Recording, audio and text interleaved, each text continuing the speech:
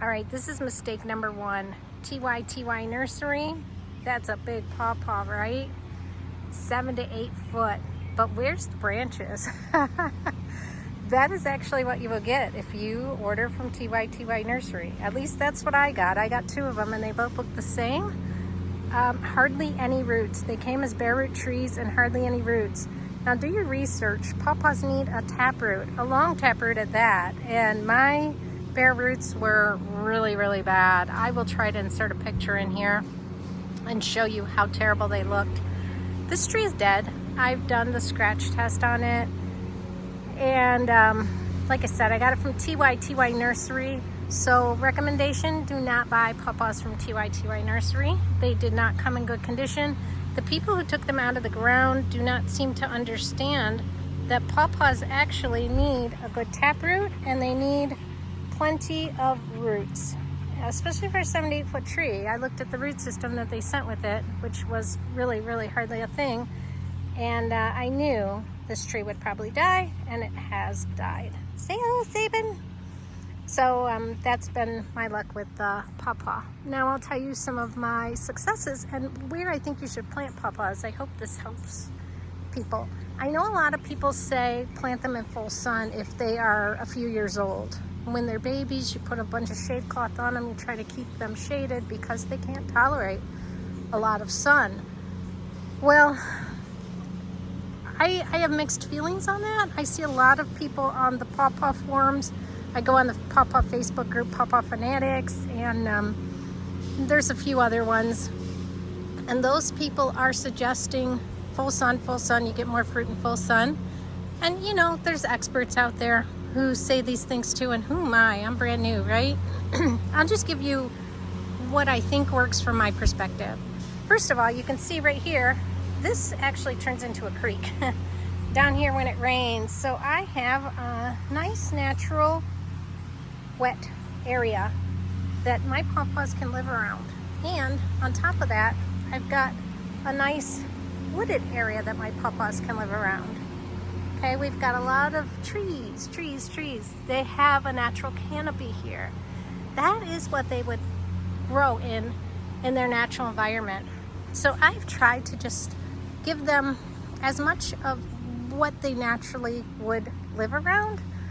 My theory to successful pawpaws, and what I was saying before, is I see a lot of people who look at their pawpaws that they've planted in full sun, and they're older pawpaws, and they are just wilting.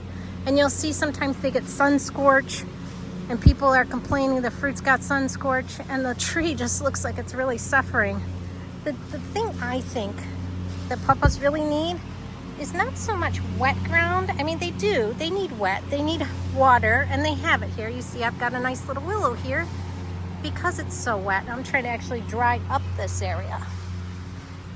But what I think pawpaws need is cool ground, not just wet ground. They need a lot of water, yes, but I think they need an area that's cool. And this ground right here that stays moist is going to be cool down by the root system. And I think that's where a lot of people are going wrong, is that they are putting pawpaws in areas where the root system is getting really, really hot. And I think the tree is just overheating, because I see a lot of trees that look like this. And this is a sad, sad tree. Why is this tree so sad? Because I bought it and I bought this one from Edible Landscape. It's a sunflower. I sent them an email when I bought it, actually a message with my order, and said, please do not ship until, and it was like a week later. And again, don't do that because maybe they see it and maybe they don't. In this case, they shipped anyway.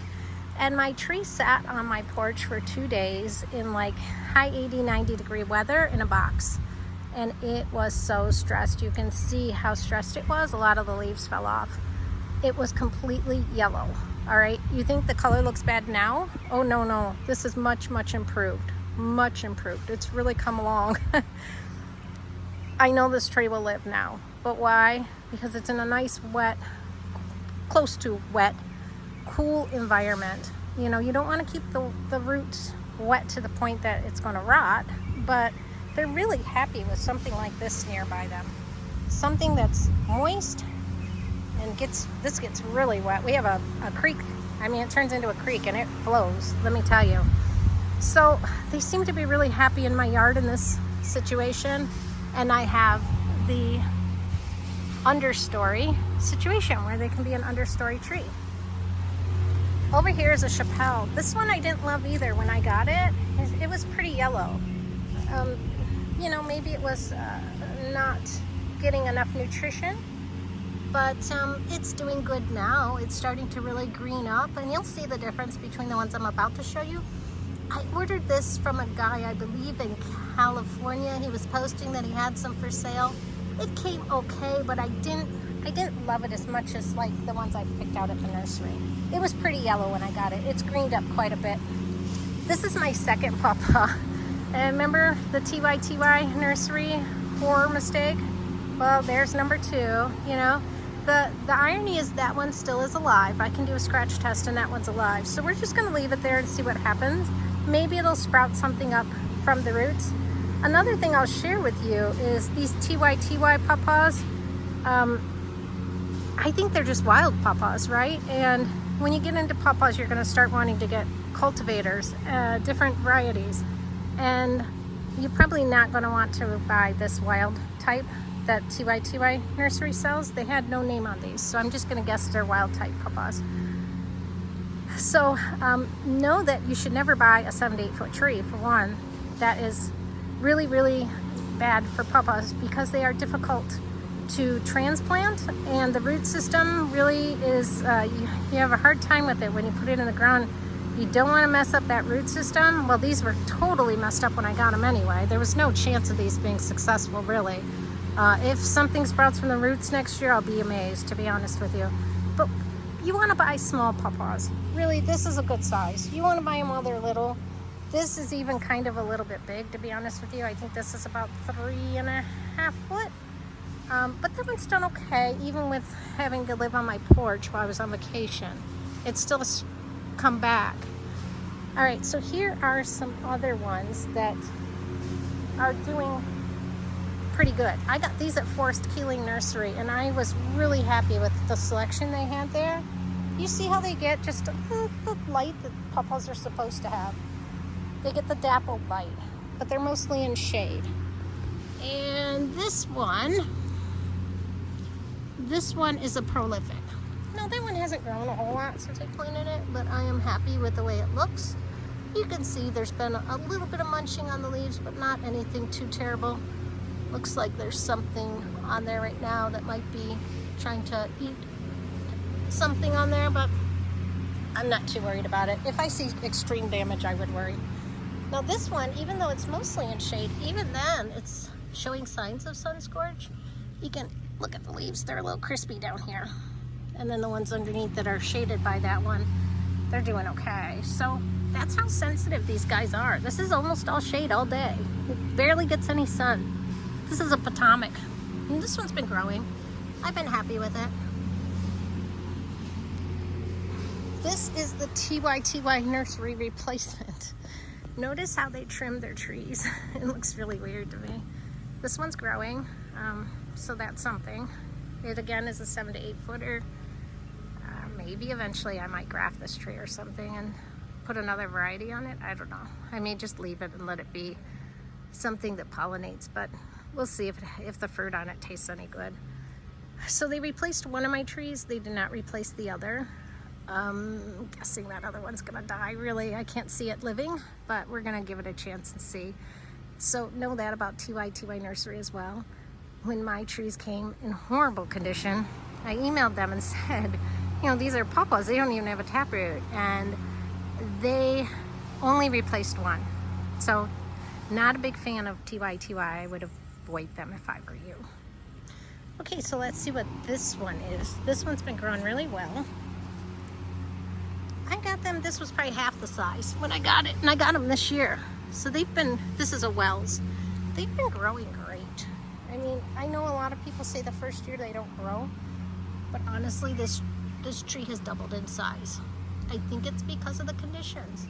It gets a little bit of sunlight. You can see the sun on the leaves, but it's not getting so much sun that it's burning it. That one has been able to tolerate the sun really, really well. So that goes by different varieties too. You'll see this one. This one I had to hide. I had to cover it up. And I just put a shirt over a tomato cage to do that. This one is my Rappahannock. I don't know if I'm even saying that right. Anyway, that's a situation with Rappahannock. It was getting burned really badly. This area does get afternoon sun. And although this tree is probably 3 foot tall, it couldn't handle it. So the little leaves on the bottoms that have grown in seem to be handling it just fine, and so do the leaves on the top, but they were in shade at Forest Healing Nursery when we picked them out. But look at how nice and green these leaves are. I mean, they look so lovely, so healthy. I'm very, very happy with the Forest Healing pawpaws. Every one I got there, which is this one and those two and that one back there, I couldn't be happier with them. I think they all look great. So if I was to advise a nursery to buy pawpaws from, it'd be Forest Healing. I'm gonna guess maybe that tree from Edible Landscape might have grown okay if I had gotten it right away and it didn't sit on my porch for a while. But unfortunately it sat on my porch for a while, and so it looks pretty rough, although it's trying. I'm gonna straighten it out. I planted it a little bit crooked, if you could see it back there. A little bit crooked, but it'll all straighten out. I'll put a little post on it. But see, this is what they live by, water. You know, this is a very much a drainage. The properties around here, they all go up and come down into this little area, and my neighbors as well come down into this little area. So that's why I've planted the water-loving trees, and that's how I got to even know pawpaws. You can see right here, it's all getting washed out from all the water. But that's how I learned about pawpaws, because I was looking for water-loving trees to soak up some of this water that I have running through my yard as an actual creek. I mean, this really rushes when it rains. You could see it's just washing out some of the tree roots. So I'm going to cover all of this with river rock, and that way I won't have situations like that where the ground is just really, really getting washed away. It creates a cute waterfall.